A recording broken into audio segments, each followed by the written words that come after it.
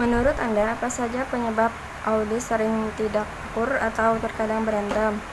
Yang pertama, perlakuan tidak adil atau berebut sesuatu. Pertengkaran seringkali dimulai ketika anak merasa diperlakukan tidak adil untuk memperebutkan hak milik terhadap sesuatu, contoh mainan. Yang kedua, perbedaan sudut pandang. Bisa juga pertikaian terjadi karena sudut pandang yang berbeda, misalnya senang menjahili temannya dan menganggap hal itu lucu, tapi temannya tidak suka cara bercanda, maka seringkali terjadi kesalahpahaman. Yang ketiga, masalah temperamen. Masalah temperamen dapat pula memicu perkelahian terhadap anak. Ada beberapa anak yang memang lebih gampang marah dibanding anak yang lain. Contohnya ketika anak melihat saudara atau temannya lebih dimanja, hal ini bisa membuatnya cemburu, tersinggung, dan emosi. Yang keempat, faktor lingkungan. Anak-anak belajar lewat meniru apa yang mereka lihat. Inilah mengapa faktor lingkungan tak bisa diabaikan sebagai salah satu penyebab anak suka berkelahi.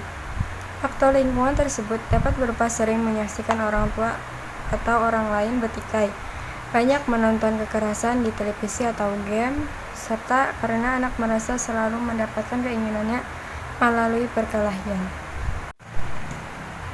Yang kedua, menurut Anda, dari berbagai macam penyebab tadi, bagaimana cara menyatukan anak usia dini? Yang pertama, bantu anak untuk menyelesaikan masalah. Walau masih anak-anak, bukan berarti mereka tidak bisa mengetahui mana yang benar dan yang salah. Anak-anak sebenarnya mengerti bahwa bertengkar itu perbuatan yang tidak baik. Menjelaskan pada anak bahwa ada langkah menyelesaikan masalah selain beradu mulut, menangis, atau memukul. Cobalah ajak mereka berdiskusi mengenai jalan keluar yang terbaik. Yang kedua, berikan pujian dan motivasi. Pujian bisa menjadi cara baik untuk membangun perilaku positif pada anak. Saat anak berkelahi, coba untuk tidak mengindahkan seolah Anda tidak mengetahui apa yang sedang terjadi. Kemudian, saat anak sedang bersikap baik dan manis, berikan perhatian atau pujian pada mereka. Dengan cara ini, mereka akan tahu bahwa perilaku yang baik lebih disukai oleh orang tuanya. Yang ketiga, jadi teladan untuk anak. Anak-anak adalah peniru ulung. Mereka cenderung mencontoh perilaku dan kebiasaan orang-orang dewasa di sekitarnya. Jika anak sering melihat orang tuanya bertengkar, ia pun akan mengimitasi perilaku tersebut. Karena itu, berikan contoh yang baik dalam kehidupan sehari-hari. Yang keempat, jangan memarahi anak. Memarahi anak yang sedang bertengkar hanya akan mencegah mereka dari rasa kapok. Jika kita ikut berteriak atau mengeluarkan kata-kata keras, hal itu justru bisa membuatnya makin emosi dan tidak berusaha untuk mengubah perilakunya. Yang kelima, perlakukan anak dengan adil. Hindari untuk memihak pada siapapun. Hal ini kadang malah membuat mereka semakin sengit beradu mulut. Pada dasarnya, tidak ada orang yang ingin disalahkan dengan cara yang menghakimi anak tersebut.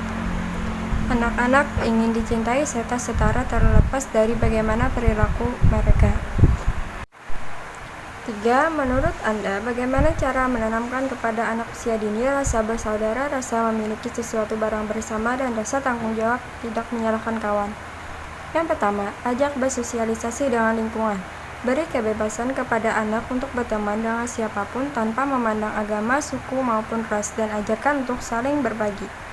Dan yang kedua, bangun rasa percaya diri. Bangun rasa percaya diri anak dengan cara melatih mencintai dirinya sendiri, motivasi anak untuk menunjukkan kelebihan yang ada pada diri mereka. Katakan bahwa kelebihan setiap orang bisa berbeda dan setiap orang bisa berkontribusi dengan kelebihan yang dimiliki. Yang ketiga, berikan contoh teladan.